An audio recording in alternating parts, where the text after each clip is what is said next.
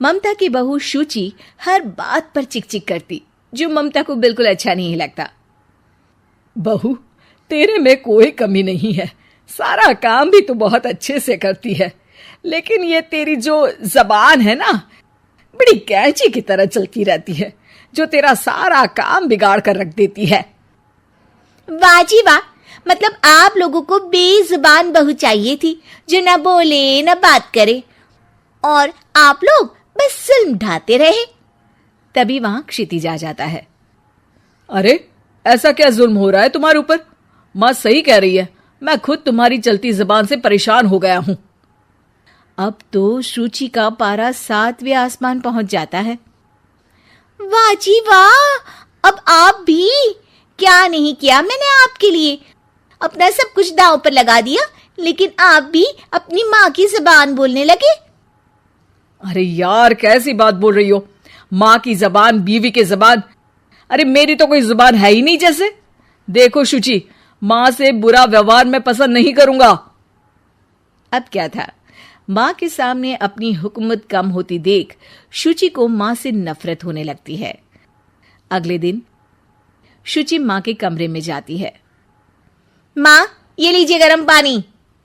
पानी रखकर वो चली जाती है, लेकिन जैसे ही माँ गरारा करने लगती है, हाय रे, मैं तो जल गई।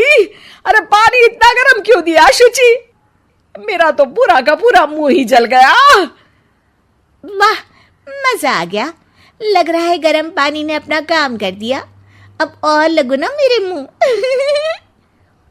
शुचि, माँ के चिल्लाने की आवाज आ रही है, और तुम कैसी हो कि जाती भी नहीं, देखती भी नहीं कि माँ को क्या हो गया। आवाज तो आपको भी आ रही है, जा तो आप भी सकते हैं, लेकिन नहीं, शुचि ने तो जैसे सारे काम का कॉन्ट्रैक्ट साइन कर लिया है तुम्हारे परिवार से।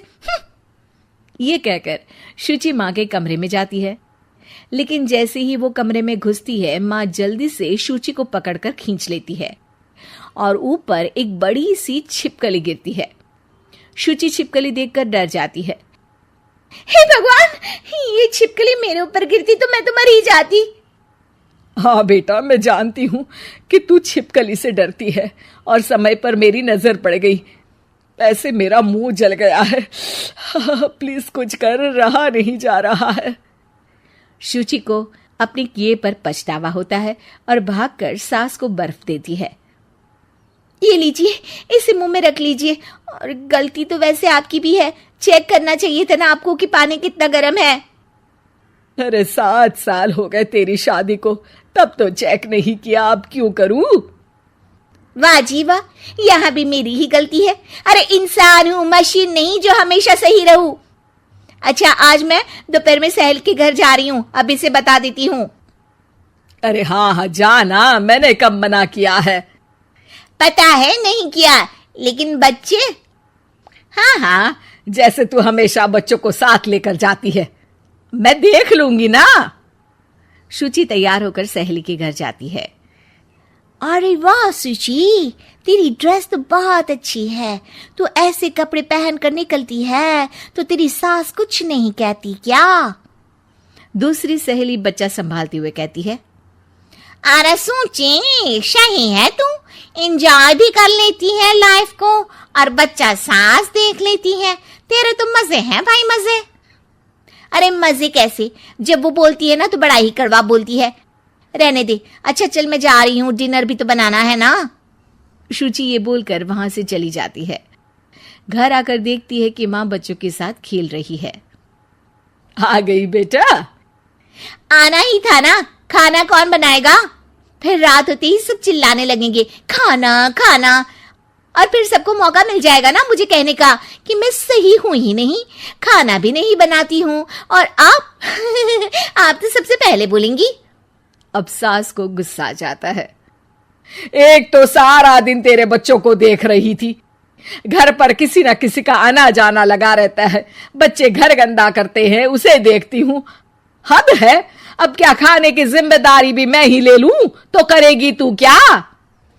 शुचि को ये सुनकर कुछ ज्यादा ही गुस्सा आ जाता है।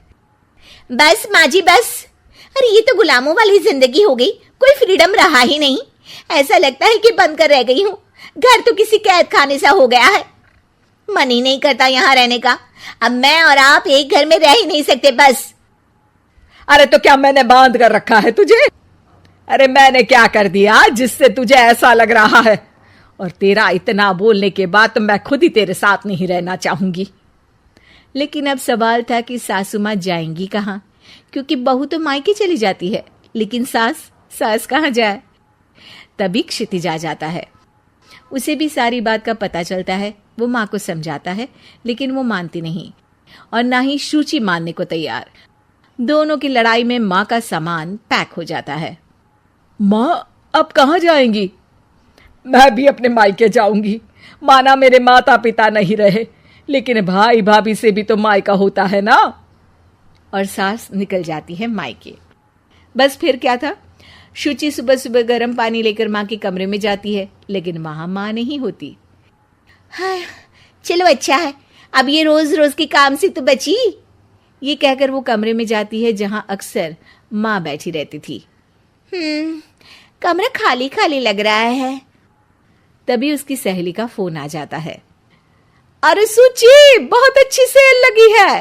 कौड़ियों के दाम में ब्रांडेड कपड़े, जूते और बैग मिल रहे हैं। चलो ना चलते हैं। वाह रे वाह, ठीक है मैं आती हूँ। अब तो कोई टेंशन है ही नहीं, सासू माँ भी नहीं है, अब तो मजे से घूमूंगी। अरे मजे से तो तू पहले भी घूमती थी, लेकिन सास नहीं है तो बच्चे कौन देखेगा? और तुझे तो पता है ना, मॉल्स में बच्चों की एंट्री बैन है कोरोना के कारण। अरे तो फिर कैसे आऊंगी मैं? सेल तो बस आज के लिए है, कल खत्म। शुचि को बड़ा रोना सा आता है। फिर वो जब दिन में खाना खाने बैठती है, वो भी अकेले अकेले तो कोई खाना भी नहीं खाया जाता। मैं नहीं खा रही माँ के बिना। शाम को क्षिति जाता है तो शुचि जोर जोर से रोने लगती है। अब क्यों रो रही हो? क्या हुआ? माँ को घर से निकालकर शांति अभी भी नहीं मिली तुम्हें? नहीं, मैं माँ के बिना नहीं रह सकती। ना कोई बताने वाला है कि मैं कैसी लग रही हूँ, ना ही कोई समझने समझाने वाला। मैं माँ के बिना नहीं रह सकती। चलो माँ को ले आते हैं। अरे वाह, ऐसा शायद पहली बार होगा कि बहू रूठी सास को मायके से लेने जा रही है। दोनों सास को लेकर घर आते हैं और अगले दिन से फिर वही शुरू।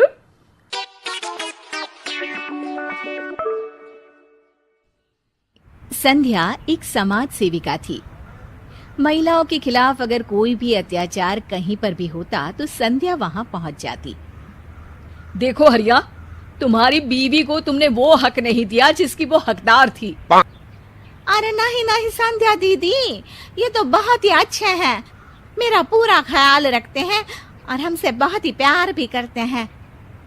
अरे सब बकवास है। मुझे तुम्हारे पड़ोसियों ने बताया है कि तुम माँ बनने वाली हो। हाँ जी दीदी, बस ऊपर वाले का आशीर्वाद है। अच्छा, यही तो अत्याचार है। तुम्हारा पहले ही एक बेटा है, फिर ये दूसरा बच्चा क्यों? अरे बच्चे को पैदा करने में पूरे 9 महीने का समय लगेगा, फिर उसकी देखभाल, पालन पोषण। क्या तुम इसके लिए तैयार हो? हाँ जी दीदी, बात तो सही है, लेकिन क्या करे, एक बिटिया हो जाए तो परिवार पूरा हो जाएगा ना। यही सोचकर हम लोगों ने बच्चे का फैसला किया था। अरे ये अत्याचार है, महिलाओं के खिलाफ है ये आदमी। क्यों आखिर यही बेचारी बच्चा पैदा करे? अरे वो क्या है ना, ये तो कुदरत का नियम है दीदी, हम तो कुछ कर ही नहीं सकते। कर सकते हो, क्यों नहीं कर सकते हो? सभी हैरान होकर संध्या को देखते हैं। अब मेरे कहने का मतलब है तुम उसकी मदद कर सकते हो, घर के काम में, उसकी देखभाल में। हाँ, वो तो हम जरूरी करेंगे दीदी, आप ना निश्चिंत होकर जाइए जी। संध्या वहां से चली जाती है। अगले दिन औरतों के जमावड़ों के बीच, देखो मैं साफ कह दे रही हूँ कि महिलाओं को घर में बराबरी का दर्जा मिलना चाहिए। अरे वो कोई काम करने वाली नौकरानी नहीं, बल्कि घर चलाने वाली महारानी है, महारानी। अरे सही कह रहे हो दीदी, सारा दिन हम घर का काम करती रहती हैं। अरे हमारा भी तो मन करता है कि झोला उठाए और निकल जाए खरीदारी में। अरे तो क्यों करती हो काम? 2 दिन ना करो, सारा परिवार सही हो जाएगा। हाँ संध्या दीदी सही कह रही हैं। झाड़ू पोछा बर्तन कपड़ा खाना और न जाने कितने काम हैं जो हम लोग बिना शिकायत के करती रहती हैं, लेकिन हमें वो इज्जत वो हक नहीं मिलता जिसके हम हकदार हैं। संध्या वहां से भी चली जाती है। एक दिन संध्या घर में बैठकर चाय पी रही होती है कि तभी कुछ आदमी और बूढ़ी औरतें उसके घर आ जाती है। अरे कौन है संध्या यहाँ? मैं हूँ संध्या, और किसने आप पर अत्याचार किया है मुझे बताएं, मैं खबर लेती हूँ उसकी। एक बूढ़ी औरत के साथ संध्या का हाथ हमेशा है। अरे बस करो, लोगों को भड़काती रहती हो, हमारा घर खराब कर रही है। क्या बकवास किया है तूने मेरी बहू के सामने हैं? अब ना तो वो घर में हम लोगों के लिए खाना बनाती है, ना इन छोटे बच्चों की देखभाल करती है। आखिर कब तक, मैं कहती हूँ आखिर कब तक हमारे समाज की औरतें खाना बनाएंगी? अरे ठीक कह रही है बहन जी, अब हम एक काम करते हैं, हम घर संभाल लेते हैं और औरतों को कहते हैं कि बाहर से पैसा कमा लाए। अरे वो भी तो जरूरी है ना, कमाएंगे नहीं तो खाएंगे क्या? संध्या सोच में पड़ जाती है। तभी वहां वो औरतें भी आ जाती हैं जिन्होंने संध्या के कहने पर घर का काम करना छोड़ा था। नहीं नहीं, मैं घर का काम कर लूंगी, लेकिन बाहर जाकर पैसे नहीं ना कमाऊंगी। हाँ। अरे क्यों भाई, एक तो काम करना ही पड़ेगा ना, या तो घर का या बाहर का। हाँ बहू, पति पत्नी गाड़ी के दो चक्के की तरह होते हैं, दोनों मिलकर ही तो गृहस्थी चलाते हैं। इसमें हक नौकरानी या बेइज्जती जैसी कोई बात होनी ही नहीं चाहिए। और सुन संध्या, अगर महिलाओं के हक की बात करनी है तो उन घरों में जाओ जहां सच में महिलाएं घरेलू हिंसा की शिकार होती हैं। मैं समझ गए आंटी जी कि असली फेमिनिज्म यानी नारीवाद क्या होता है। मैं आगे से ध्यान रखूंगी कि मेरी कही बात सिर्फ हवा में फेंकी तीर ना हो।